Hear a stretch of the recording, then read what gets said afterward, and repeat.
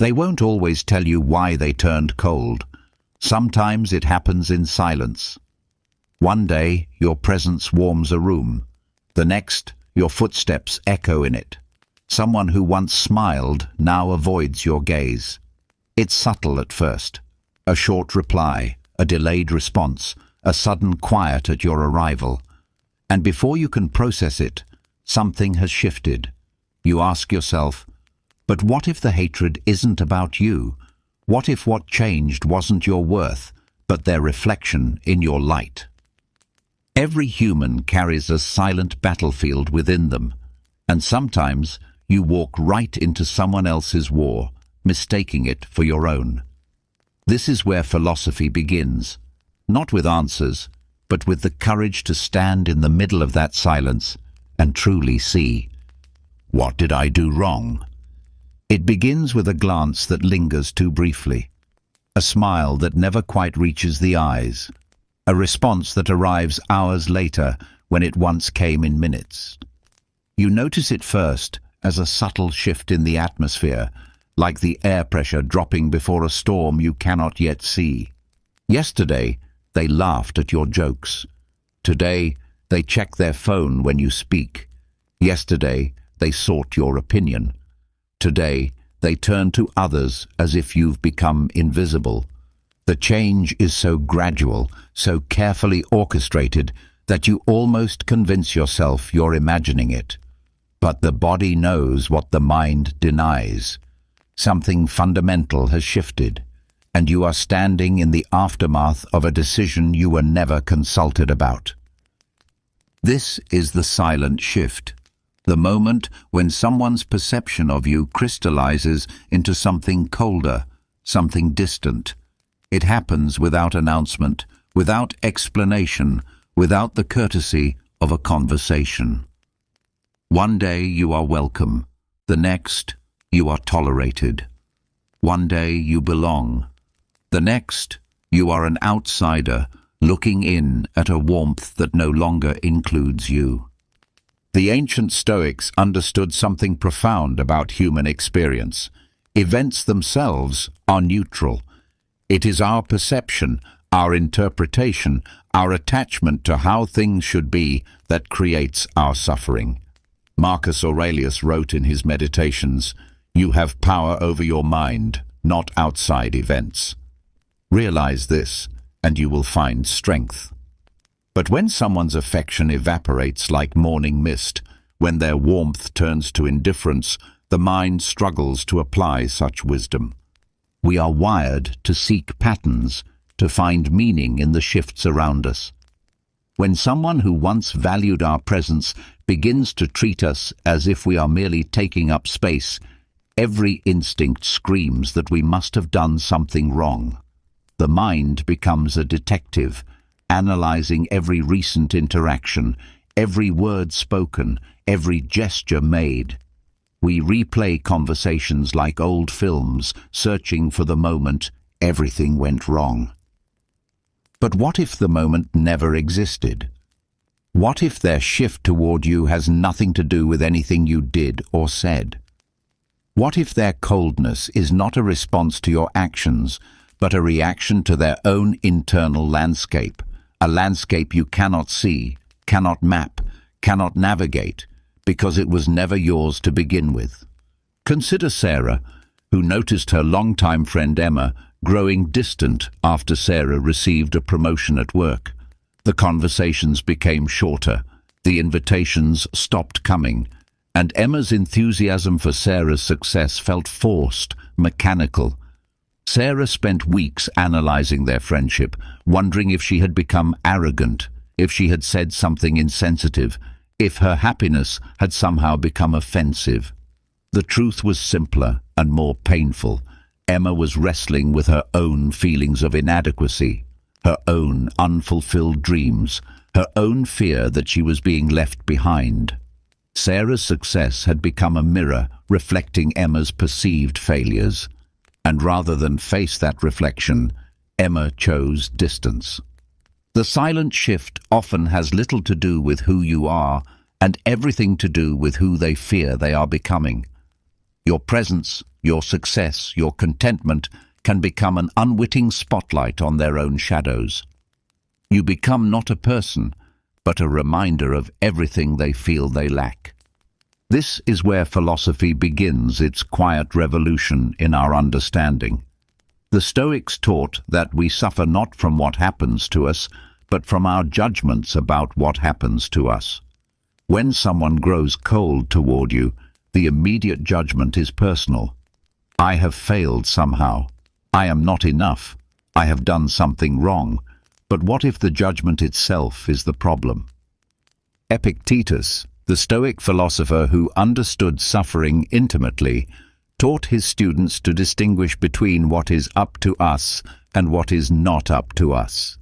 Their opinion of you, their decision to withdraw, their choice to replace warmth with indifference, none of this is up to you. What is up to you is how you interpret their behavior, how you respond to their distance, and whether you choose to carry their coldness as evidence of your own worth. The silent shift is not a verdict on your value. It is information about their internal state, their capacity for connection, their ability to manage their own emotional weather. When someone turns away from you without explanation, they are not necessarily turning away from who you are. They may be turning away from who they see themselves becoming in your presence. Not every silence is your fault. Not every withdrawal is your responsibility. Not every coldness is your creation. Sometimes you are simply standing too close to someone else's storm, and they mistake your presence for the cause of their rain. The first step toward freedom is recognizing that their shift may have everything to do with them and nothing to do with you. The second step is learning to stand steady in that recognition, even when every instinct urges you to chase after explanations that may never come. In the silence of their withdrawal, you have a choice. You can make their distance about your inadequacy, or you can make it about their struggle. You can carry their coldness as proof of your failure, or you can observe it as evidence of their pain. The event remains the same, but your interpretation, and therefore your suffering, can change entirely. This is where the fracture begins to heal, not when they return to warmth, but when you stop needing them to. When someone's affection evaporates without explanation, something violent happens inside you. It is not the clean cut of rejection. That, at least, has the dignity of clarity. This is messier, more destabilizing. It is the slow erosion of certainty, the gradual realization that you have been reading the relationship wrong, that the warmth you felt was either never real or has died by causes unknown. The mind, faced with this ambiguity, becomes a storm system. Thoughts circle and collide like weather patterns, seeking equilibrium that never comes. You find yourself rehearsing conversations that will never happen, crafting explanations for behavior that defies explanation, building elaborate theories about what you might have done wrong based on evidence that may not exist. Sleep becomes elusive. You lie awake replaying every interaction from the past weeks, months, searching for the crack where everything began to fall apart. Did you talk too much at dinner? Were you too enthusiastic about your own news? Did your joke cross a line you didn't know existed? The mind becomes both prosecutor and defendant, building cases against yourself with the fierce dedication of someone who believes that understanding equals control. This is the tyranny of closure, the desperate need to know why, to have reasons, to make sense of senseless behavior. We are meaning-making creatures, living in a world that often refuses to provide meaning. We would rather blame ourselves than accept that some human behavior exists beyond the reach of our understanding. Jean-Paul Sartre wrote about the human condition as fundamentally absurd, the collision between our deep need for meaning and the universe's indifference to providing it. When someone turns cold without explanation, we face this absurdity directly. We want reasons that may not exist. We want logic from behavior that may be entirely emotional. We want answers from people who may not even understand their own questions. The inner storm intensifies because we are fighting two battles simultaneously: the external battle to understand their behavior and the internal battle to maintain our sense of self-worth in the face of their rejection. These battles feed each other, creating a cycle of rumination that can last weeks, months, sometimes years. Consider the case of David, whose business partner of 5 years suddenly began excluding him from meetings, responding to his emails with cold professionalism and avoiding the easy camaraderie they had always shared. David spent months analyzing every business decision they had made together, every conversation they had shared, every moment where their partnership might have fractured. He lost sleep, lost weight, lost the joy he had once found in his work. The truth, when it finally emerged, had nothing to do with their business or their friendship. David's partner had been diagnosed with a serious illness and was too proud, too afraid, too overwhelmed to share the news. His coldness was not rejection. It was the desperate attempt of someone drowning to push away even those who might save him, rather than be seen as vulnerable. But David could not have known this, and even knowing it now, he cannot recover the months he spent in the storm of self-doubt, the weeks he spent questioning his own worth, the countless hours he spent trying to solve a puzzle that was never his to solve. This is the cruelty of the inner storm. It convinces us that our suffering is productive, that our rumination is bringing us closer to understanding. We mistake the intensity of our thinking for the quality of our insights. We believe that if we just analyze deeply enough, replay thoroughly enough, worry completely enough, we will crack the code of their behavior and find our way back to peace. But the storm is not a path to understanding. It is a prison built from our own thoughts. Each rumination is another bar, each replay another lock. We become captives of our own need to know, our own inability to accept mystery, our own refusal to believe that their behavior might have nothing to do with us. The existentialists understood that we are condemned to be free, that we have no choice but to make choices, even when we lack complete information. When someone grows cold without explanation, we face a fundamental choice. We can choose to make their behavior about our inadequacy, or we can choose to accept that some human mysteries will remain unsolved. The storm rages because we refuse to accept this freedom, this responsibility to choose our interpretation without perfect knowledge. We want their behavior to tell us who we are, rather than deciding for ourselves. We want their coldness to define our worth, rather than defining it from within. Epictetus taught that it's not what happens to you, but how you react to it that matters. The inner storm is our reaction, not to what they did, but to our refusal to accept what we cannot control.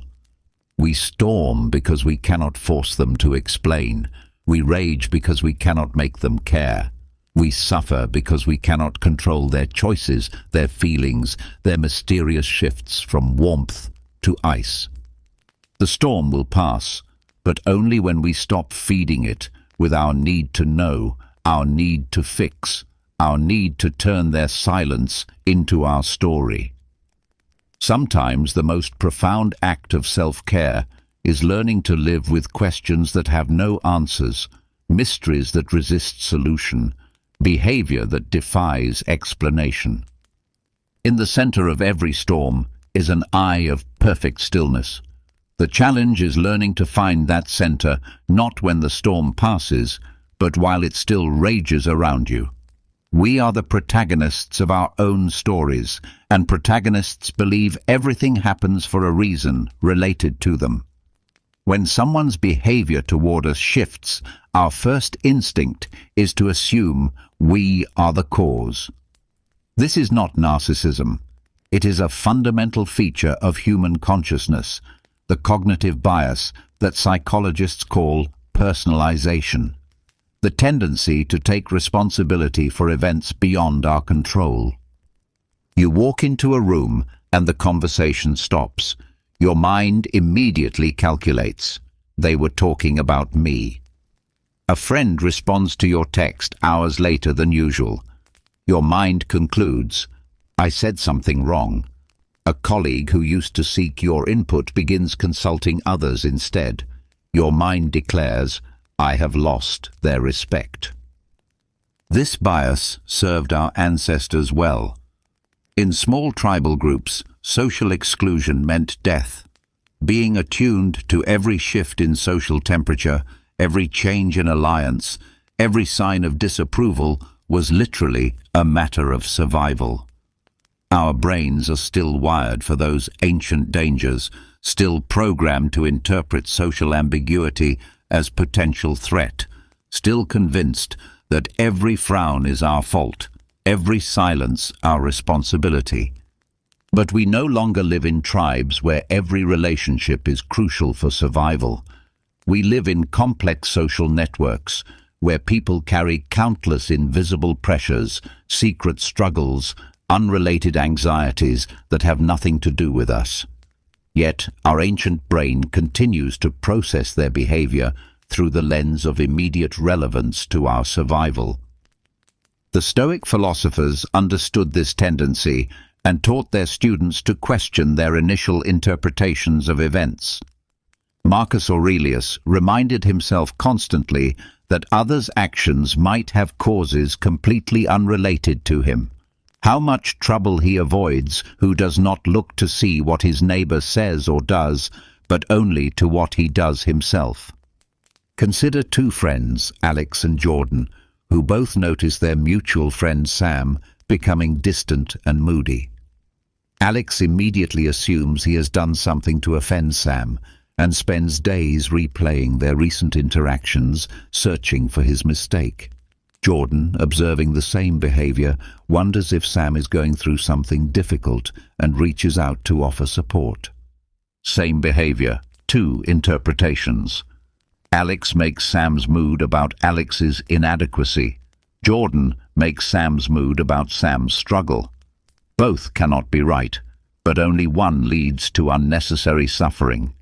The personalization bias is strengthened by what psychologists call emotional reasoning, the tendency to assume that our emotional reactions are evidence of reality. If we feel rejected, we conclude we have been rejected. If we feel guilty, we conclude we have done something wrong. If we feel excluded, we conclude we are being deliberately excluded. But emotions, however valid as experiences, are not reliable reporters of external reality. They are responses to our interpretations of events, not direct measurements of what those events mean. When someone grows cold toward us, our hurt feelings tell us about our own vulnerabilities, not necessarily about their intentions. The Stoics taught a radical reframing of this tendency. Instead of asking, "What did I do wrong?" they taught their students to ask, "What story am I telling myself about this situation?" Instead of assuming personal causation, they practiced examining their own thought patterns, their own biases, their own tendency to make everything about themselves. This is not about becoming indifferent to others' behavior or pretending that relationships don't matter. It is about developing what psychologists call cognitive flexibility, the ability to consider multiple explanations for the same event, to hold our initial interpretations lightly, to remember that other people are complex beings with inner lives as rich and mysterious as our own. Sarah notices her co-worker Tom has been avoiding eye contact and giving short responses to her questions. Her first thought, "I must have done something to annoy him." But practicing cognitive flexibility, she generates alternative explanations. Tom might be dealing with a personal crisis. He might be overwhelmed with work. He might be feeling insecure about his own performance. He might be going through a difficult period in his marriage. He might be struggling with health issues he hasn't shared. None of these explanations definitively explain Tom's behavior, but they remind Sarah that she is not the only possible cause of his distance. This realization doesn't eliminate her concern, but it reduces her self-blame and opens space for compassion rather than self-recrimination. The personalization bias becomes particularly dangerous when it transforms into what psychologists call mind reading, the assumption that we know what others are thinking and feeling based on limited evidence. He's ignoring me because he thinks I'm annoying. She's being cold because she doesn't respect me anymore. They're laughing because they're making fun of me. But we cannot read minds. We can only observe behavior and create stories to explain it. The trouble comes when we forget that our stories are interpretations, not facts, when we mistake our assumptions for certainty, our fears for reality. Epictetus taught that we have 2 ears and 1 mouth, so that we can listen twice as much as we speak. Perhaps we also have this ratio so we can observe twice as much as we assume. When someone's behavior toward us changes, we can choose to listen more carefully, observe more openly, assume less readily. The goal is not to become naive or to ignore genuine social feedback. It is to develop the wisdom to distinguish between what we know and what we imagine, between what is happening and what we fear is happening, between their behavior and our interpretation of their behavior. Not every shift in someone's demeanor is about you. Not every change in their warmth is your responsibility. Not every distance they create is your fault. Learning to hold this truth, even when your ancient brain insists otherwise, is the beginning of freedom from the tyranny of personalization. Your worth is not determined by their mood. Your value is not measured by their response. Your adequacy is not defined by their behavior. This is perhaps the hardest lesson to learn and the most liberating to live. Hatred, when it appears suddenly and without apparent cause, is rarely about the person standing in front of them. It is about the person looking back at them from the mirror you have inadvertently become. You did not create their wound, but your presence has illuminated it, and for that illumination you have become the target of their pain. Every human being carries invisible wounds, places where life has cut them, where dreams have been deferred, where self-worth has been damaged. Most of the time, these wounds remain hidden, covered by the ordinary business of living, the daily distractions that keep us from looking too closely at our own reflections. But sometimes, someone appears in our life who, simply by being themselves, forces us to confront what we have been avoiding. You might remind them of someone who hurt them. You might represent something they feel they can never achieve. You might embody a quality they have lost or fear they never possessed. Your happiness might highlight their depression. Your success might emphasize their perceived failures. Your peace might disturb their chaos. Your very presence might force them to confront the distance between who they are and who they wish they could be. This is not your fault, but it becomes your burden when they cannot separate their internal struggle from your external presence. Unable to face their own reflection, they attack the mirror instead. Consider the phenomenon that psychologists call projection, the unconscious tendency to attribute our own feelings, thoughts, or motives to others. When someone suddenly begins treating you with hostility, they may be projecting their own self-hatred onto you. When they criticize you harshly, they may be voicing the harsh criticism they level at themselves. When they withdraw their affection, they may be protecting themselves from confronting their own capacity for self-destruction. Maria worked with a colleague, Jennifer, who had always been friendly and collaborative. But after Maria received recognition for a project they had worked on together, Jennifer's behavior changed dramatically. She became critical, dismissive, and eventually openly hostile. Maria was bewildered. The recognition had been for work they had both contributed to, and Maria had made sure to acknowledge Jennifer's contributions publicly.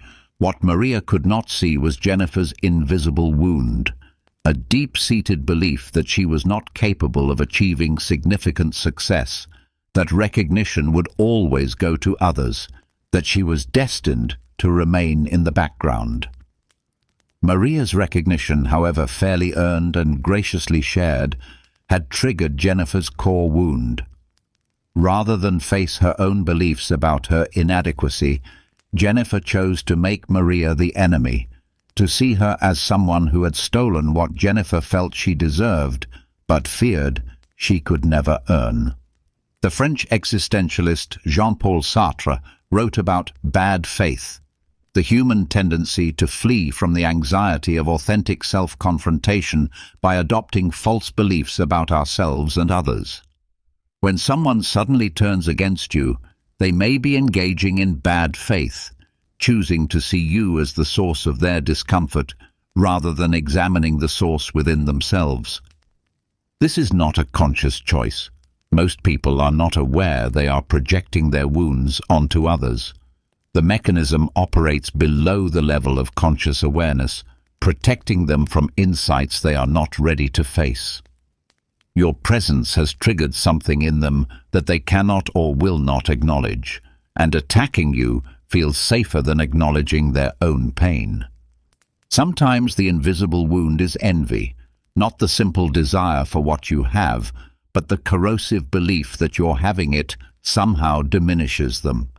They see your joy and feel their own sadness more acutely. They witness your confidence and become more aware of their own insecurity. They observe your peace and feel their own chaos more intensely. Rather than use your example as inspiration, they use it as evidence of their own inadequacy. Sometimes the wound is shame, the deep belief that they are fundamentally flawed, unworthy, or broken. Your presence, especially if you seem content or successful, becomes a reminder of everything they believe they are not. They begin to hate you not for anything you have done, but for who you appear to be in contrast to who they feel themselves to be. Sometimes the wound is unresolved grief, the loss of a relationship, a dream, a version of themselves they once hoped to become. You might remind them of what they have lost, or represent what they fear they will never find. Your existence becomes a painful reminder of their absence, your wholeness a mirror to their brokenness. The Stoics understood that we cannot control others' reactions to us, only our own responses to their reactions. Marcus Aurelius wrote, "The best revenge is not to be like your enemy." When someone projects their wounds onto you, the temptation is to strike back, to defend yourself, to prove them wrong. But this only feeds the dynamic, confirming their unconscious belief that you are indeed a threat. The wiser response is to recognize their hatred as information about their internal state, not evidence of your character. Their inability to tolerate your presence tells you about their wound, not your worth. Their need to diminish you reveals their own sense of diminishment, not your actual inadequacy. This understanding does not make their behavior acceptable or mean you should tolerate abuse. It simply helps you locate the source of their hostility accurately. You are not the cause of their wound. You are merely standing too close to someone who is bleeding. Compassion does not require you to absorb their projections or accept their hostility. It requires you to see their behavior clearly, without taking on the false responsibility for their healing. Their wound is not yours to carry, their healing not yours to accomplish, their projection not yours to accept as truth about who you are. Sometimes, the kindest thing you can do for someone who is projecting their wound onto you is to step away, to refuse to play the role they have assigned you in their internal drama. This creates space for them to confront their own reflection without the distraction of blaming you for what they see. You cannot heal their invisible wound, but you can refuse to let it become yours. You cannot fix their projection, but you can decline to absorb it. You cannot change their need to make you the enemy, but you can choose not to become one. Their hatred is not your truth. Their wound is not your responsibility. Their projection is not your reality. This recognition is the beginning of freedom from the burden of carrying others' pain as evidence of your own inadequacy. There comes a moment in every difficult relationship when you must choose between understanding and self-preservation, between compassion and boundaries, between hoping they will change and accepting that you cannot change them.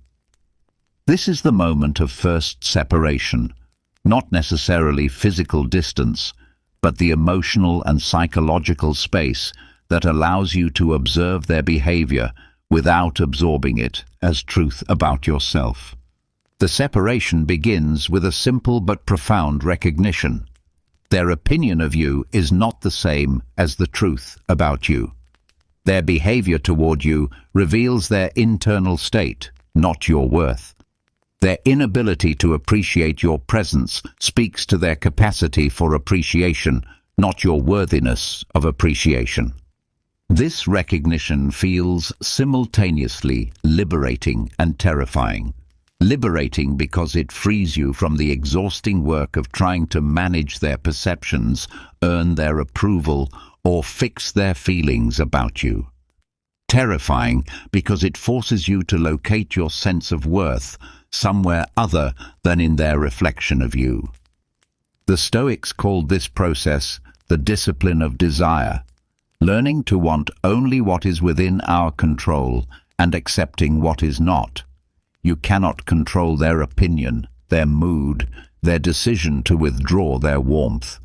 You can control your response to their withdrawal, your interpretation of their behavior, your decision about how much of their energy you will absorb. Epictetus taught his students to say, "This is not mine to carry," when faced with others' emotions, judgments, or projections. When someone treats you coldly, you can choose to carry their coldness as evidence of your inadequacy, or you can choose to observe it as evidence of their struggle and refuse to make it yours. This separation is not callous indifference. It is the cultivation of what psychologists call emotional differentiation, the ability to remain connected to others without losing yourself in their emotional weather. You can care about someone's struggle without making their struggle about you. You can feel compassion for their wound without accepting responsibility for healing it. Consider the metaphor of a ship in a storm. You can acknowledge the power of the storm, respect its danger, even feel moved by its intensity, without believing that you caused it or that you must calm it. You can navigate through it without trying to stop it, survive it without thinking you deserved it. When someone suddenly begins treating you with hostility or indifference, you are encountering their storm. You did not create their weather, you cannot control their climate, and you are not responsible for their clearing skies. Your only choice is how you navigate through their tempest without losing your own sense of direction. The first separation requires you to distinguish between empathy and absorption. Empathy allows you to understand their struggle without taking it on as your own. Absorption makes you responsible for feelings that do not belong to you, moods you did not create, wounds you did not inflict. Sarah had been friends with Emma for 10 years when Emma began treating her with increasing coldness and criticism. Sarah's first impulse was to work harder at the friendship, to be more understanding, to try to figure out what she had done wrong. But the harder she tried, the more hostile Emma became. Finally, Sarah recognized that she was trying to solve a problem that was not hers to solve, heal a wound that was not hers to heal, manage emotions that were not hers to manage. The separation came when Sarah stopped asking, "What did I do wrong?" and started asking, "What is happening inside Emma that has nothing to do with me?"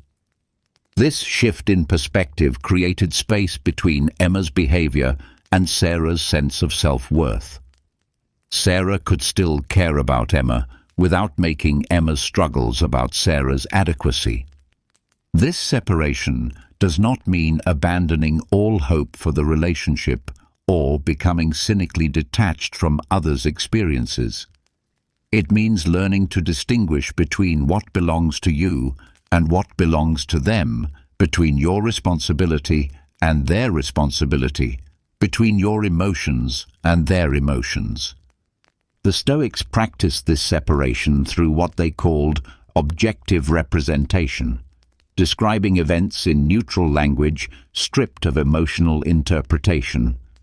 Instead of, "She hates me," you might say, "She is behaving in ways that feel rejecting."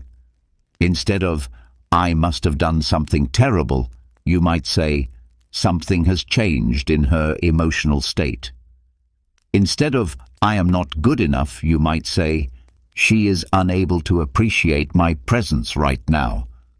This linguistic discipline helps create the psychological space necessary for clear thinking.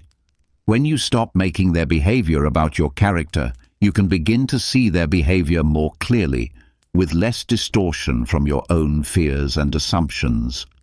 The separation also requires you to locate your sense of worth somewhere more stable than others' opinions. If your value depends on their approval, you will always be at the mercy of their moods, their wounds, their capacity for appreciation.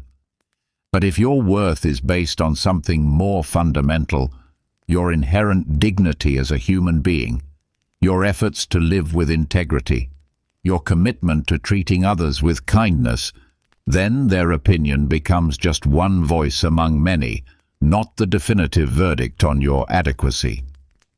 Marcus Aurelius wrote, "Very little is needed to make a happy life. It is all within yourself, in your way of thinking." When someone turns cold toward you, you can choose to think, "I am not worthy of warmth," or you can choose to think, "They are unable to offer warmth right now." The event remains the same, but your interpretation, and therefore your peace, can change entirely. The first separation is not the end of caring. It is the beginning of caring wisely. You can wish them well without needing them to wish you well. You can hope for their healing without taking responsibility for their wounds. You can maintain your compassion without sacrificing your peace. You were never the war they are fighting. You were just the mirror that showed them the battlefield. Now you can step away from that mirror and let them face their reflection without making their struggle about your worth. This is where freedom begins, not when they stop being cold, but when their coldness stops defining your temperature. Not when they return to warmth, but when you stop needing their warmth to feel warm yourself. The human mind is an architect of extraordinary ingenuity, capable of constructing elaborate buildings from the raw materials of perception, memory, and emotion. But sometimes, when the foundation of self-knowledge is unstable, the mind builds its structures in the wrong location, not within the landscape of the self, but on the territory of others. Projection is one of the mind's most sophisticated defense mechanisms, a psychological sleight of hand so subtle that even the person performing it remains unaware of the trick. When someone cannot tolerate a particular feeling, thought, or aspect of themselves, they unconsciously relocate it to someone else. They see in others what they cannot bear to see in themselves, feel toward others what they cannot bear to feel about themselves, and hate in others what they refuse to acknowledge within themselves. This is not conscious deception. The person engaging in projection genuinely experiences their projected feelings as originating from the other person. They are not lying when they say you make them angry. They truly feel angry in your presence. They are not pretending when they claim you are selfish. They genuinely perceive selfishness in your behavior. The projection has become their reality, as convincing as any optical illusion. Consider James, a middle manager who prided himself on his work ethic and dedication. When a new colleague, Michael, joined the team and quickly gained recognition for his innovative ideas, James found himself increasingly critical of Michael. He complained that Michael was showing off, that he was trying too hard to impress the boss, that he was making the rest of us look bad. To James, these criticisms felt entirely justified. He was simply observing Michael's obvious character flaws. But what James could not see was his own architecture of projection. The qualities he criticized in Michael, ambition, creativity, confidence, were qualities he had suppressed in himself years ago after being told by a previous boss that he was too eager and needed to know his place. Rather than face his own buried ambitions and the pain of having stifled them, James projected them onto Michael and attacked them there, where they felt safer to confront. The Stoic philosophers understood that our perceptions of others are often more revealing of our internal state than of external reality. Marcus Aurelius observed, "How much trouble he avoids who does not look to see what his neighbor says or does, but only to what he does himself." This was not mere self-absorption, but recognition that our judgments of others are filtered through the lens of our own unresolved conflicts. Epictetus taught that it's not things that upset us, but our judgments about things. When someone projects their internal conflicts onto you, they are not responding to who you actually are. They are responding to their judgment about what you represent, what you trigger in them, what uncomfortable truth about themselves your presence illuminates. The architecture of projection often follows predictable patterns. People tend to project their disowned strengths as well as their denied weaknesses. Someone who has suppressed their own creativity might see others as pretentious or attention-seeking. Someone who has denied their own vulnerability might perceive others as weak or needy. Someone who has rejected their own desires might view others as selfish or greedy. Lisa worked in a non-profit organization where she was known for her selflessness and dedication to helping others. When a new volunteer, Rachel, joined the team and spoke passionately about wanting to make a difference, Lisa found herself inexplicably irritated.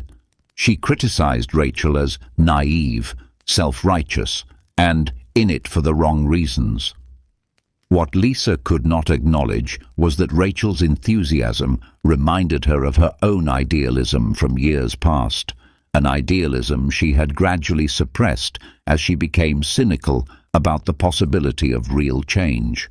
Rather than face her own lost hope, Lisa projected her cynicism onto Rachel and attacked the hope she saw there. The existentialist philosophers, particularly Jean-Paul Sartre, explored how our encounters with others force us to confront aspects of ourselves we might prefer to avoid. Sartre wrote about the look of the other, the way another person's gaze can suddenly make us aware of ourselves as an object of judgment, forcing us to see ourselves as we imagine others see us. This confrontation with our own reflection through another's eyes can be deeply uncomfortable, leading some to attack the mirror rather than examine what it reveals. When someone suddenly begins treating you with hostility, they may be experiencing what psychologists call the return of the repressed. The emergence of feelings, desires, or aspects of themselves they have worked hard to keep buried. Your presence, your behavior, your very existence might be calling forth something in them they are not prepared to face, and attacking you feels easier than facing themselves. The projection creates a kind of psychological relief. Instead of sitting with the discomfort of self-examination, they can focus their attention on your supposed flaws. Instead of dealing with their own unresolved emotions, they can manage yours. Instead of taking responsibility for their internal state, they can make you responsible for their external reactions. This is why projection is so resistant to rational discussion. When you try to defend yourself against projected accusations, you are essentially trying to talk someone out of their own unconscious self-perception.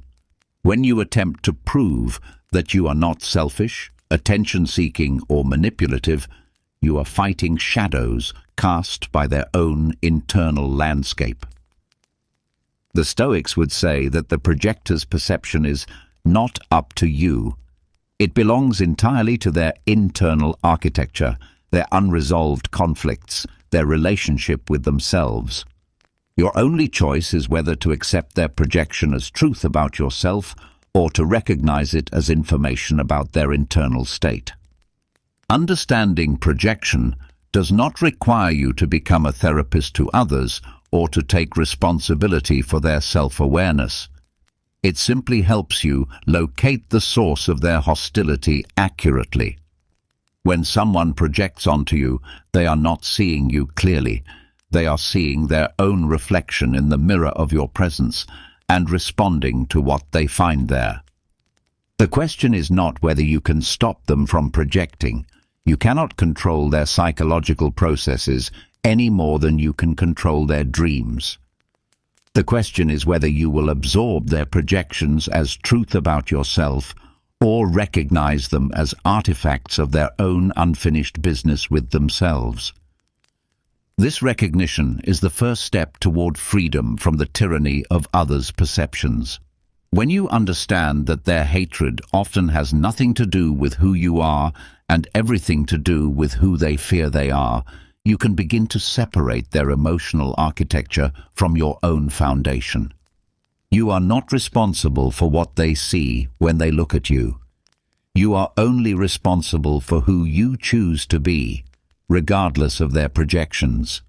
This is where the mirror becomes clear, not when they stop projecting, but when you stop absorbing their projections as truth about your reflection. Every relationship carries invisible contracts, unspoken agreements about how each person should behave, what they should provide, what they owe the other. These contracts are written in the secret ink of assumption, signed without ceremony, and enforced with the stern judgment of disappointed expectations. When someone suddenly grows cold toward you, you may have unknowingly violated a contract you never knew existed. The architecture of expectation is built from past experiences, cultural conditioning, and unconscious patterns learned in childhood. We expect friends to always be available, partners to intuitively understand our needs, colleagues to appreciate our contributions in specific ways, family members to fulfill roles we have assigned them without their knowledge or consent. These expectations feel natural, reasonable, even obvious to us, but they are invisible to others until we react to their violation. Consider the friendship between Anna and Beth, which had flourished for 3 years until Beth received a prestigious job offer that required her to relocate. Anna found herself growing increasingly resentful as Beth spoke excitedly about her new opportunity, began spending time with new friends in her destination city and seemed less available for their usual long phone conversations. Anna felt betrayed, abandoned, even angry, but she could not articulate why. The unspoken contract Anna had constructed ran something like this. True friends prioritize the friendship over personal opportunities. They remain emotionally available regardless of life changes. They should be sad about separation and resistant to replacement friendships.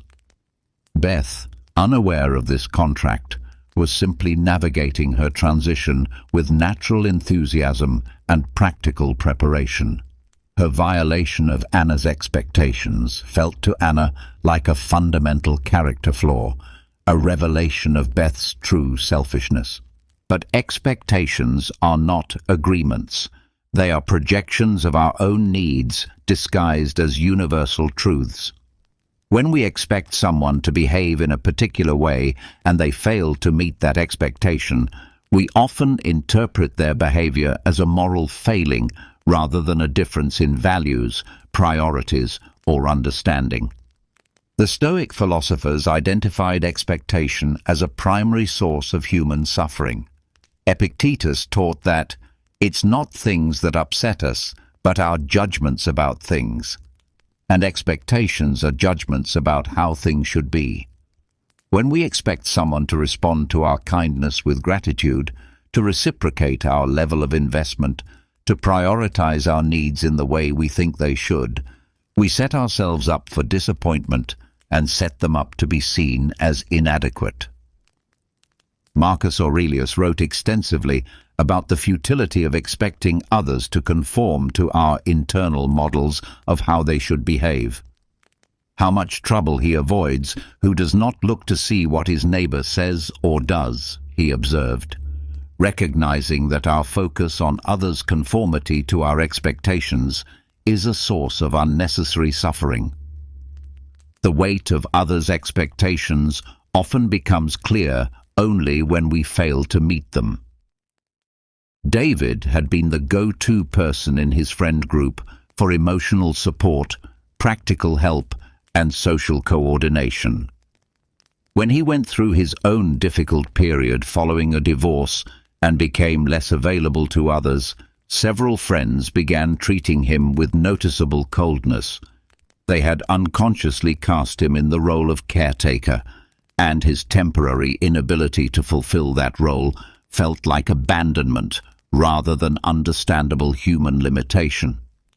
These unspoken contracts often reflect what psychologists call attachment styles, the patterns of connection and expectation we develop in early relationships and carry forward into adult interactions.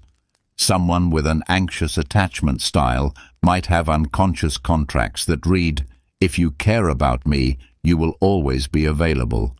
You will prioritize my needs.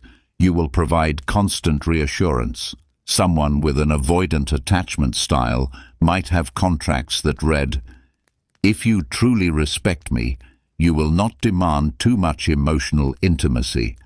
You will not require me to express feelings I am not comfortable sharing." Neither person may be aware of these contracts, but both will feel violated when the other person's natural behavior contradicts their unconscious expectations. The anxiously attached person may interpret their partner's need for space as rejection. The avoidantly attached person may interpret their partner's desire for closeness as intrusion. The existentialist philosophers explored how these unconscious contracts limit human freedom. Jean-Paul Sartre wrote about bad faith, the tendency to treat ourselves and others as objects with fixed natures rather than free beings capable of choice and change.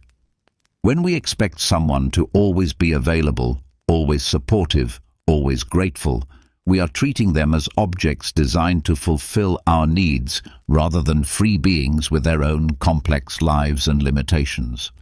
Sometimes the contracts we impose on others are rooted in entitlement. the belief that our kindness, friendship, or love obligates others to respond in specific ways.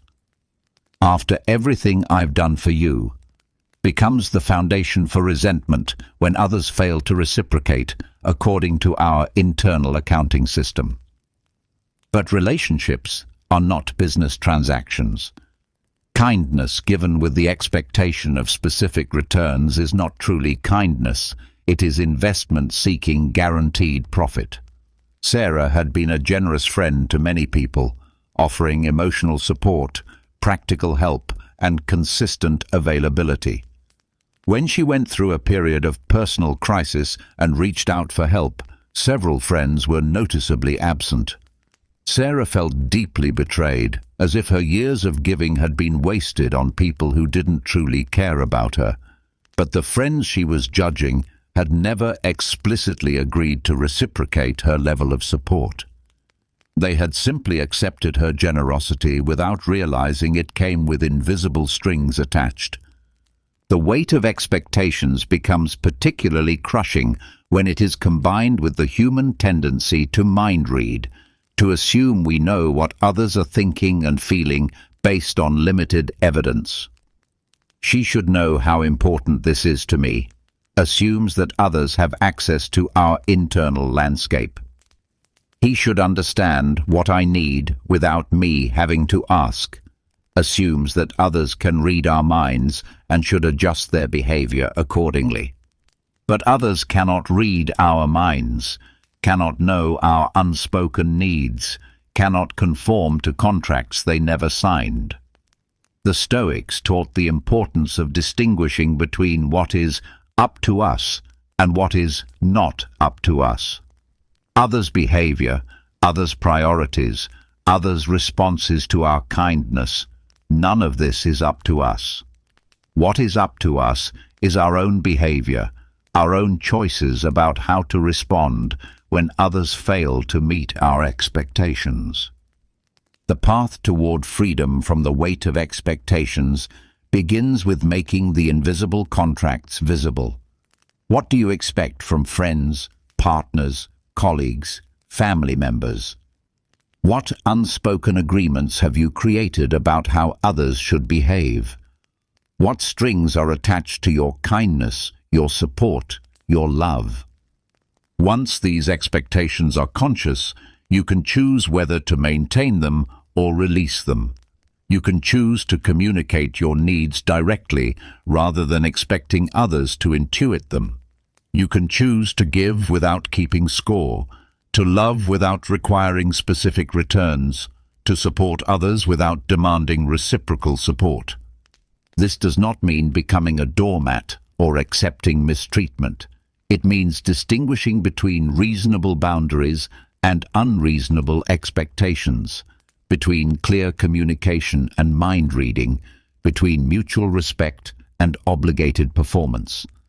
When someone grows cold toward you after failing to meet your unconscious expectations, the question is not whether they should have met those expectations. The question is whether those expectations were fair, communicated, or necessary for your own well-being. Freedom comes not when others meet all your expectations, but when you release your attachment to how others should behave and focus instead on how you choose to behave regardless of their responses. Envy is the most carefully disguised of human emotions, dressed in the respectable clothing of moral indignation, aesthetic criticism, or principled disagreement. It rarely announces itself honestly, preferring to masquerade as something more acceptable to the conscious mind. When someone suddenly begins treating you with hostility, you may be witnessing envy in one of its many costumes, performing its elaborate dance of concealment. Unlike jealousy, which fears losing something we possess, envy resents others for having something we lack. But this resentment is so painful to acknowledge that the mind transforms it into something more palatable. Instead of admitting, "I want what they have," the envious person finds reasons why the other person doesn't deserve what they have, why their success is somehow fraudulent, why their happiness is misguided, why their advantages are unfair. The sophisticated machinery of envy can transform any positive quality into a negative one. Your confidence becomes arrogance, your success becomes luck, your happiness becomes naivety, your peace becomes complacency, your kindness becomes manipulation. The envious mind becomes a master alchemist, transmuting gold into lead, virtue into vice, blessing into burden.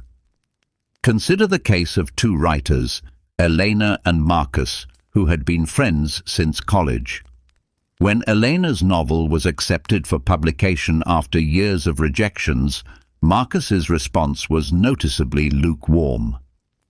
Over the following months, he began making subtle criticisms of her work, questioning whether her success was really earned, suggesting that the publishing industry was dumbed down, and implying that her happiness about the achievement was somehow shallow or misplaced. Marcus was not conscious of his envy. In his mind, he was simply offering honest literary criticism, pointing out the decline of publishing standards and questioning the value systems that prioritized commercial success over artistic integrity. The elaborate intellectual framework he constructed around his resentment made it feel legitimate, even noble. He was not envious. He was discerning. He was not bitter. He was realistic. But beneath the sophisticated justifications, Marcus was struggling with a simple and painful truth. Elena had achieved something he desperately wanted, but had been unable to attain. Her success forced him to confront his own perceived failures, his own unfulfilled dreams, his own fear that he might never achieve the recognition he craved. Rather than face these uncomfortable truths about himself, he chose to diminish her achievement and question her worthiness. The ancient philosophers understood envy as a form of self-inflicted suffering. Aristotle described it as pain at the good fortune of others, while the Stoics saw it as a fundamental misunderstanding of the nature of good and evil. Marcus Aurelius observed that envy reveals a person's inability to find contentment within themselves, their dependence on comparison for self-worth, their belief that life is a zero-sum game where another's gain necessarily represents their loss. Envy operates on several false premises that make it particularly destructive. The first is the scarcity myth, the belief that there is only so much success, happiness, or good fortune available in the world, and another person's portion diminishes what remains for everyone else. The envious person sees your promotion and thinks their chances for advancement have decreased. They see your happiness and feel their own sadness more acutely. They witness your peace and become more aware of their own chaos. The second premise is the comparison trap, the belief that our worth is determined relative to others rather than absolute terms. When someone bases their self-esteem on being better than others, anyone who surpasses them in any area becomes a threat to their entire sense of identity. Your success doesn't just represent achievement, it represents their failure. Your contentment doesn't just represent peace, it represents their inadequacy. The third premise is the desert fallacy, the belief that we can accurately judge who deserves what in life. The envious person becomes convinced that they are more deserving of your success than you are, that they have worked harder, suffered more, or possess superior qualities that should have been rewarded instead. This moral framework transforms their resentment into righteous indignation, making their envy feel justified rather than petty. Jennifer worked in a non-profit organization where she had volunteered for years before accepting a paid position. When a recent graduate, Kevin, was hired for a higher-level position with better pay, Jennifer's reaction was swift and cutting. She questioned his qualifications, criticized his lack of real-world experience, and suggested that his hiring represented everything wrong with the organization's priorities. Jennifer's envy was wrapped in legitimate concerns about fairness and experience, making it difficult for her to recognize the emotion beneath her criticism. She genuinely believed that her years of volunteer service should have been rewarded, that her dedication should have been valued more highly than Kevin's credentials.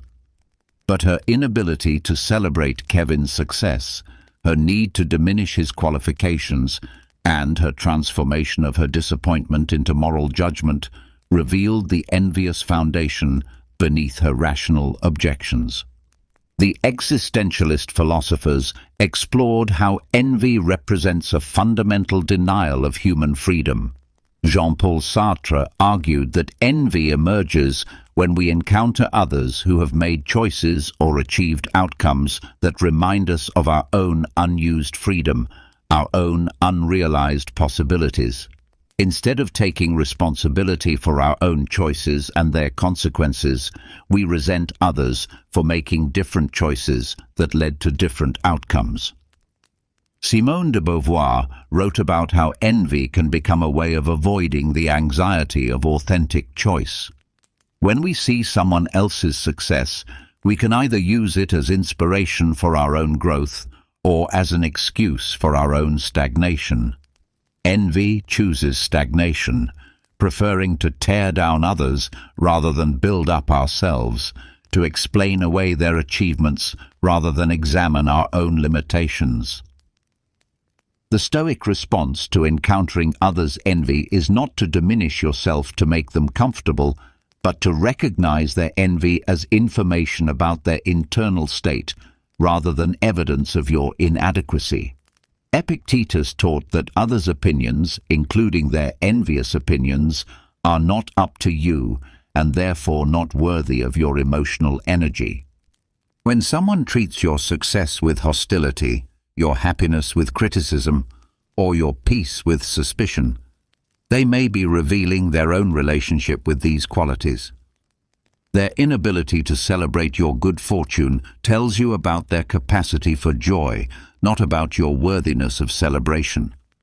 Their need to diminish your achievements tells you about their relationship with success, not about the validity of your accomplishments. Marcus Aurelius counseled his readers to respond to envy with compassion rather than defensiveness. The best revenge is not to be like your enemy. When someone's envy attacks your character, your motivations, or your worthiness, the temptation is to defend yourself, to prove them wrong, to fight fire with fire. But this only feeds the dynamic, confirming their unconscious belief that life is indeed a competition where one person's victory requires another's defeat. The wiser response is to recognize their envy as a form of suffering, their suffering, not yours. They are in pain, comparing their inside to your outside, their struggles to your successes, their chaos to your peace. This understanding does not require you to minimize your achievements or hide your happiness to protect their feelings, but it can help you respond with compassion rather than contempt. Envy in disguise is particularly insidious because it masquerades as legitimate criticism, moral concern, or aesthetic judgment. Learning to recognize it requires developing what the Stoics called clear thinking, the ability to see through surface justifications to underlying motivations, to distinguish between genuine feedback and envious attack, between constructive criticism and destructive comparison.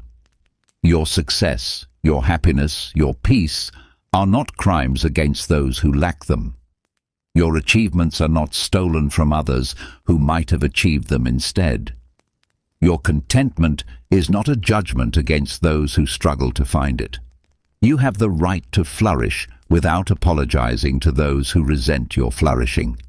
When envy comes disguised as concern, wisdom, or principle, your task is not to unmask it for the envious person. They are not ready to see it clearly. Your task is to see it clearly yourself, so you can respond to their envy without absorbing it as truth about your worth, your character, or your right to live fully.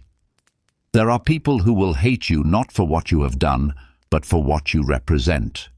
Your calm will disturb their chaos. Your integrity will highlight their compromises. Your growth will emphasize their stagnation. Your very existence becomes a mirror they cannot bear to look into, reflecting back to them truths about themselves they are not ready to face.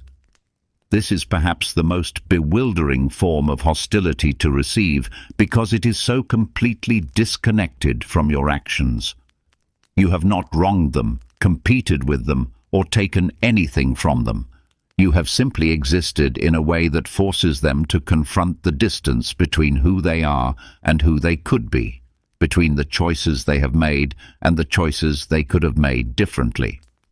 The fear of reflection is rooted in what psychologists call cognitive dissonance, the discomfort we feel when our actions contradict our values, when our behavior conflicts with our self-image, when our choices produce outcomes we cannot reconcile with our beliefs about ourselves. Rather than resolve this dissonance by changing either their behavior or their self-concept, some people choose a third option: attacking the mirror that shows them their contradictions. Consider Maria, who had gradually become cynical about her marriage, settling into patterns of criticism, contempt, and emotional distance from her husband. When her friend Laura spoke enthusiastically about her own marriage, expressing gratitude for her partner and describing their relationship with genuine warmth, Maria found herself inexplicably irritated. She began making subtle criticisms of Laura's naivety, questioning whether her happiness was realistic, and suggesting that her positive attitude toward marriage was somehow immature or misguided. Maria was not conscious of why Laura's contentment bothered her so deeply. In her mind, she was simply offering realistic perspective to a friend who was being overly romantic about the institution of marriage. But Laura's genuine happiness forced Maria to confront an uncomfortable truth. The problems in her own marriage were not inevitable features of all marriages, but specific consequences of choices she and her husband had made. Laura's example proved that different choices could lead to different outcomes, a truth Maria found too threatening to acknowledge. The existentialist philosophers explored this phenomenon through their analysis of bad faith, the human tendency to deny our own freedom and responsibility by convincing ourselves that our circumstances are inevitable, that our choices are constrained, that our patterns of behavior are fixed aspects of our nature, rather than ongoing decisions we make each day. When someone encounters another person who has made different choices and achieved different outcomes, it can trigger a crisis of bad faith. The other person's existence becomes proof that change is possible, that circumstances can be different, that the patterns we have accepted as inevitable are actually choices we have been making repeatedly. This revelation can be liberating or terrifying, depending on our readiness to take responsibility for our own freedom. Jean-Paul Sartre wrote about the anxiety that accompanies authentic self-confrontation. Man is condemned to be free, because once thrown into the world, he is responsible for everything he does.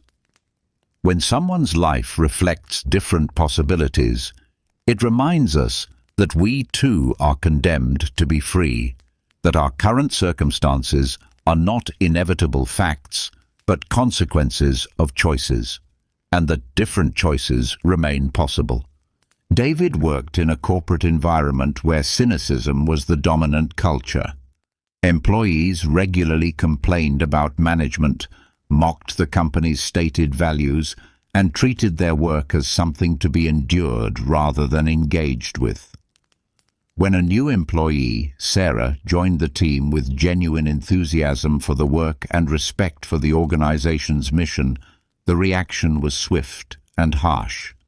Colleagues questioned her sincerity, mocked her optimism, and worked to undermine her positive attitude. Sarah's enthusiasm forced her co-workers to confront an uncomfortable possibility. Maybe their cynicism was a choice rather than an inevitable response to their work environment.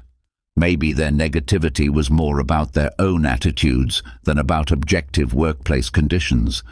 Maybe their misery was self-created rather than imposed from above. Rather than examine these possibilities, they chose to attack the mirror, to convince themselves and Sarah that her positivity was naive, unrealistic, or somehow fraudulent. The Stoic philosophers understood that our responses to others often reveal more about our internal state than about their external behavior. Marcus Aurelius observed that the universe is change, our life is what our thoughts make it. When someone's way of being in the world triggers our hostility, it may be because their thoughts, and therefore their life, demonstrate possibilities we have not been willing to explore. This dynamic becomes particularly intense when the reflection touches core areas of identity or values. Someone who has compromised their integrity repeatedly may feel intensely uncomfortable around someone who maintains strong ethical standards. Someone who has given up on their dreams may resent those who continue pursuing theirs. Someone who has become bitter about love may feel threatened by those who remain open to connection. The fear of reflection often manifests as moral criticism of the very qualities the person fears they lack. The person who has become dishonest attacks others as fake. The person who has become selfish criticizes others as self-righteous. The person who has become closed-hearted condemns others as naive or unrealistic. The criticism is not really about the other person. It is about the internal conflict between who they are and who they once hoped to be. Lisa had been struggling with depression for several years, gradually withdrawing from activities she once enjoyed and relationships she once valued. When her friend Amanda maintained her engagement with life, continuing to pursue her interests, maintain her friendships, and approach challenges with resilience, Lisa found herself increasingly critical of Amanda's superficial happiness and naive optimism. Lisa's criticism was her mind's way of protecting her from facing a painful possibility, that her withdrawal from life was not an inevitable consequence of her depression, but a series of choices that could potentially be made differently. Amanda's continued engagement with life was proof that different responses to difficulty were possible, a truth Lisa found too threatening to acknowledge directly. The Stoic response to being someone's unwanted mirror is not to dim your light to make them comfortable, but to recognize that their discomfort is information about their relationship with themselves, not evidence of anything wrong with your way of being in the world. Epictetus taught that it's not things that upset us, but our judgments about things. When someone judges your peace as complacency, your integrity as naivety, or your growth as showing off, they are revealing their own judgments about these qualities, not objective truths about your character. Marcus Aurelius counseled himself to let the mirror stay clean, rather than becoming distorted by others' need to see their own flaws reflected in it. When someone cannot tolerate your way of being in the world, the temptation is to change yourself to reduce their discomfort, to become smaller so they feel larger, to compromise your values so they feel less confronted by theirs. But this diminishment serves no one. It does not help them grow or heal. It simply enables their avoidance of self-confrontation. And it certainly does not serve your own development or integrity. The kindest thing you can do for someone who fears their reflection in you is to remain authentically yourself, letting them choose whether to use your example as inspiration for change or as justification for remaining the same. You are not responsible for others' readiness to face themselves. You are not obligated to become smaller so others feel larger. You are not required to dim your light so others feel less confronted by the darkness they have accepted in their own lives. When someone hates you for what you represent rather than what you have done, remember that you are not the source of their discomfort. You are simply the occasion for it. Their fear of reflection is about their relationship with themselves, not about your worthiness to exist as you are. Let the mirror stay clean. Let your light shine steadily. Let your integrity remain intact. Those who are ready to grow will use your example as inspiration. Those who are not ready will use it as irritation. Neither response is your responsibility to manage or change. The final and most profound liberation comes when you learn to separate your sense of self from others' perceptions of you. This is what the Stoics called disidentification. The practice of recognizing that you are not what others think about you, feel about you, or project onto you. You are not the sum of their opinions, the target of their emotions, or the canvas for their psychological projections. This separation is not achieved through indifference or emotional numbing, but through a clear understanding of where you end and others begin, what belongs to your identity and what belongs to their experience, what is your responsibility and what is theirs. It is the cultivation of what philosophers call ontological independence, the recognition that your existence and worth are not dependent on external validation or approval. Most of us learn early to measure ourselves through others' eyes, to gauge our worth by their responses, to define our identity through their reflections. We become walking mirrors, constantly adjusting our shape to please the observer, constantly seeking confirmation that we are acceptable, worthy, good enough. But this external orientation makes us prisoners of others' moods, victims of their psychological weather, hostages to their capacity for appreciation. The practice of disidentification begins with a fundamental recognition. Others' emotions about you are not facts about you. Their anger does not make you wrong.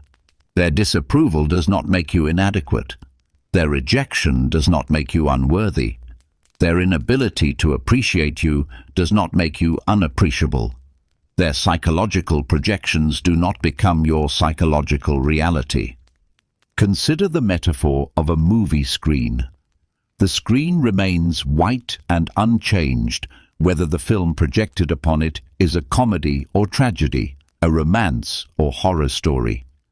The images that appear on the screen tell you about the film, not about the screen itself. Similarly, others' emotional reactions to you tell you about their internal film reel, their past experiences, their current struggles, their unconscious patterns, not about your essential nature. Sarah worked with a colleague, Robert, who seemed to take an instant dislike to her despite her professional competence and collegial approach. Robert was critical of her ideas, dismissive of her contributions, and openly hostile in meetings. Sarah's first impulse was to change her behavior, work harder to gain his approval, and question whether she was somehow inadequate as a professional. But as Sarah practiced disidentification, she began to see Robert's hostility as information about Robert rather than evidence about herself. She learned that Robert had recently been passed over for a promotion that went to someone with Sarah's background and expertise. His hostility toward her was not a response to her inadequacy, but a projection of his own disappointment and insecurity. Once Sarah stopped taking his reactions personally, she could respond to his behavior without absorbing his emotions as truth about her own worth. The Stoic philosophers developed specific practices for cultivating this independence from external opinion. Marcus Aurelius regularly reminded himself that others' judgments were not up to him, and therefore not worthy of his emotional investment. Epictetus taught his students to say, "That is not mine to carry," when faced with others' emotions, expectations, or projections. This does not mean becoming callous or indifferent to others' experiences.